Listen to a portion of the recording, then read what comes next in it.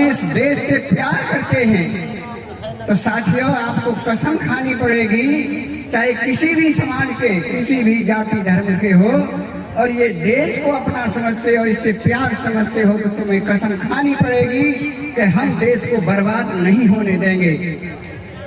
ये आपको सोचना है। और ये बात आज की नहीं साथियों, मैं कह रहा हूँ आपसे, बाबा साहब अम्बेडकर अभी 4 दिन निकल के गए हैं। 18 मार्च 1956 को आगरा में आए थे। 18 मार्च 1956 को हमारे प्रत्यक्षदर्शियों ने बताया कि बाबा साहब अम्बेडकर इतने कमजोर थे कि लोगों ने पकड़ के मंच पर चढ़ाए थे और उन्होंने बैठ के भाषण दिया था। अर्थात सत्य बात तो ये है, बाबा साहब रो गए थे, क्योंकि कहते हैं क्या मार सकेगी मौत उसे औरों के लिए जो जीता है। बाबा साहब सोचने लगे कि मैं तो दूसरे के लिए जी रहा हूँ, फिर भी मौत मेरे नजदीक खड़ी है। लेकिन मौत को परास्त करने का, अपने मिशन को बढ़ाने का एक ही उनका उद्देश्य रहा कि उन्होंने आखिरी बार आगरे में मीटिंग की चक्की पाठ पर, अथाह लोग इकट्ठा हुए। उस समय बाबा साहब ने एक जिम्मेदारी आप लोगों के ऊपर डाली है। आप सभी बैठे हैं, ये समझ लें कि बाबा साहब हमारे ऊपर ये जिम्मेदारी थोप रहे हैं, वो तुम्हें पूरी करनी है, मरते दम तक पूरी करनी है। अगर देश से प्यार करते हो तो तुम्हें ये जिम्मेदारी निभानी पड़ेगी। पशुवत जन्म को खत्म करने वो आके मैदान डट गया। पशुवत जन्म को खत्म करने वो आके मैदान डट गया। अन्याय अत्याचार से वो ठोक जंगा लड़ गया। आज मैं तुमको सुनाऊं उस भीम की जीवन कथा, तिल तिल जला के खून अपना वो अमर हमको कर गया, अमर हमको कर गया। तो क्या जिम्मेदारी दी थी, मैं दो चंद समय में ही एक कविता से सुना रहा हूँ। हमारे भीम के जीवन की, भीम के जीवन की एक घटना बता रहा हूँ।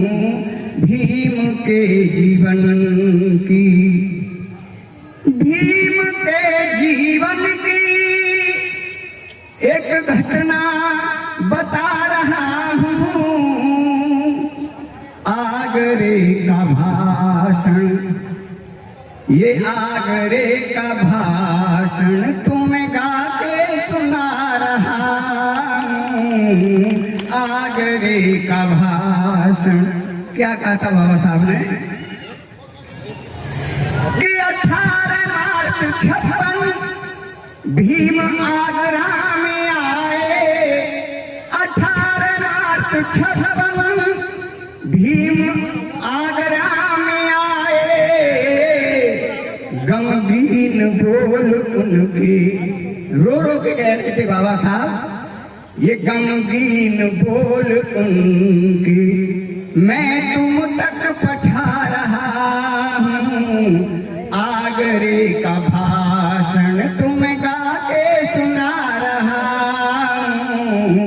भीम के जीवन की। बाबा साहब ने कहा मेरे बहनों भाइयों, ये मेरी आखिरी मीटिंग है और आगरे कोई क्यों चुना है। बाबा साहब ने कहा था आगरा एक वो सरजमी है, अगर यहाँ बहुजन समाज की कोई क्रांति शुरू होती है देश के अंदर तो वो जमीन आगरा होगी। यहाँ का व्यक्ति बहुत मजबूत है, संपन्न है। आगे कहा बाबा साहब ने कि पग पग पले टक्कर और इन करोड़ों विरोधियों से, पग पग पले टक्कर इन करोड़ों विरोधियों से। इस कारवां को लाके, इस कारवां को लाके आज तुमको कहा रहा हूँ। आगरे का भाषण तुम्हें गा के सुना रहा हूँ। भीम के जीवन की। कहा बाबा साहब ने कि मैं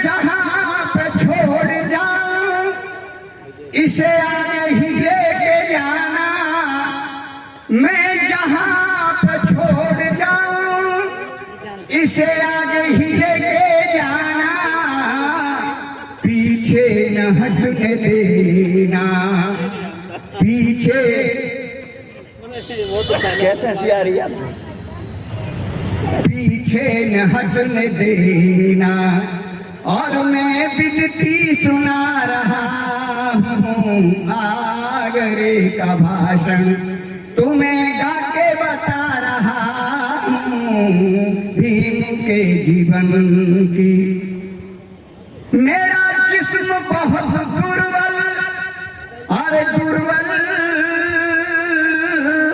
साथियों मेरे भाइयों, मेरा जिस्म बहुत दुर्बल और नजदीक मौत ठाड़ी, मेरा जिस्म बहुत दुर्बल नजदीक मौत ठाड़ी, मेरा सपना पूरा करना, मेरा सपना पूरा करना, और मैं सर को झुका रहा हूँ आगरे का भाषण, तुम्हें गा के सुना रहा हूँ भीम के जीवन।